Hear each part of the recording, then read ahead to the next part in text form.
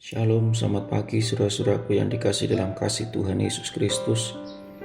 Puji Tuhan, kalau pada pagi hari ini kita boleh kembali merenungkan firman Tuhan. Biarlah firman itu yang menjadi dasar dalam setiap aktivitas kita, setiap perbuatan kita, setiap apa yang kita lakukan. Biarlah kita boleh selalu merenungkan firman itu dalam hidup kita. Puji Tuhan, kalau semalam telah berlalu, kita boleh beristirahat dan bangun dengan tubuh yang sehat dan kuat. Ini semua karena berkat kemurahan daripada Tuhan. Saudaraku yang terkasih dalam kasih Tuhan Yesus Kristus, tema renungan pada pagi hari ini yaitu bijak dalam berkata-kata. Kita akan buka Alkitab kita di dalam Amsal 14 ayat 3. Firman Tuhan berkata, "Di dalam mulut orang bodoh ada rotan untuk punggungnya, tetapi orang bijak dipelihara oleh bibirnya." Ada cerita di mana orang tua memperkatakan kata-kata yang tidak baik kepada anak-anaknya. Anak ini masih kecil. Dia selalu mengingat setiap apa yang diucapkan oleh orang tuanya kepadanya. Seiring berjalannya waktu, anak ini tidak bisa bertumbuh dengan baik. Karena apa yang ada dalam pikirannya adalah apa yang diucapkan oleh orang tuanya. Sehingga orang tuanya di masa tuanya dia menyesal karena anaknya tidak bertumbuh dengan baik. Karena hasil daripada apa yang diucapkan, diperkatakan oleh orang tuanya pada anaknya ini. Saudaraku yang terkasih dalam kasih Tuhan Yesus Kristus, dari cerita ini biarlah menjadi koreksi buat kita semua, karena apa yang diucapkan, apa yang keluar dari mulut kita, apakah itu mendatangkan berkat atau menjadi batu sandungan bagi orang lain. Ada 2 poin yang mau saya sampaikan pada pagi hari ini. Poin yang pertama, yaitu apa yang keluar dari mulut itu keluar dari hatimu. Kita akan buka dalam Matius 15 ayat 7-11. Di sini ada satu diskusi Tuhan Yesus dengan murid-muridnya. Matius 15 ayat 7-11. Firman Tuhan berkata, "Hai orang-orang munafik, benarlah nubuat Yesaya tentang kamu. Bangsa ini memuliakan aku dengan bibirnya, padahal hatinya jauh daripadaku. Percuma mereka beribadah kepadaku, sedangkan ajaran yang mereka ajar ialah perintah manusia." Lalu Yesus memanggil orang banyak dan berkata kepada mereka, "Dengar dan camkanlah, bukan yang masuk dalam mulut yang menajiskan orang, melainkan yang keluar dari mulut, itulah yang menajiskan orang." Saudaraku yang terkasih dalam Tuhan, dalam ayat ini, khususnya ayat yang 11, "Dengar dan camkanlah, bukan yang masuk dalam mulut yang menajiskan orang, melainkan yang keluar dari mulut, itulah yang menajiskan orang." Yang masuk dalam mulut seringkali kita makan yang enak, yang lezat, yang bergizi. Tetapi kita juga harus tahu bahwa yang keluar dari mulut seringkali lebih berbahaya daripada apa yang masuk dalam mulut. Oleh sebab itu, poin yang pertama, yaitu apa yang keluar dari mulut itu keluar dari hatimu. Biarlah boleh menjadi koreksi dalam hidup kita. Apakah yang keluar dari mulut kita, apa yang kita ucapkan, apakah sudah menjadi berkat bagi orang lain atau menjadi batu sandungan bagi orang lain? Karena seringkali apa yang kita ucapkan dapat menyakiti hati orang, dapat membuat orang itu tidak bersemangat, dapat membuat orang itu terjatuh, dapat membuat orang itu tidak menjadi lebih baik. Tapi biarlah apa yang kita ucapkan boleh menjadi berkat, dan orang itu boleh bertumbuh, orang itu boleh memiliki semangat hidup. Karena apa yang kita ucapkan memberkati banyak orang, memberkati orang lain.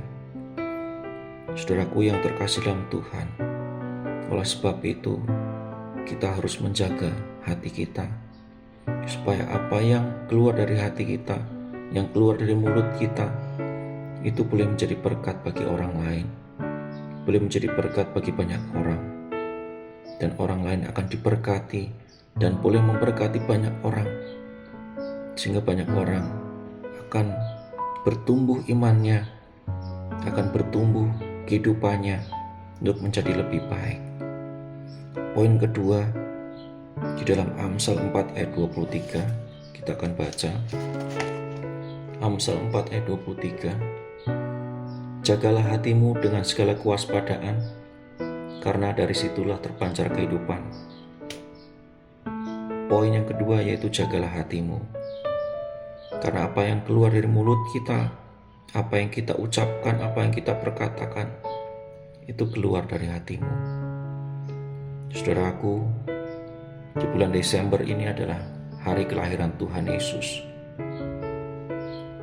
Biarlah dengan hari kelahiran Tuhan Yesus, Tuhan itu lahir di dalam hidup kita, mengubahkan hidup kita, tinggal di dalam hati kita, maka Tuhan akan mengubahkan hidup kita. Dengan kelahiran Tuhan Yesus dalam hidup kita dan hati kita, maka apa yang kita ucapkan, apa yang kita perbuat, kita memiliki karakter Kristus dalam hidup kita. Karena Tuhan Yesus, Allah yang telah menciptakan kita, itu lahir dalam hidup kita. Biarlah kita memiliki karakter Kristus dalam hidup kita. Biarlah apa yang kita lakukan sama seperti Dia yang sumber kasih, yang sumber segalanya, karena Dialah Allah kita.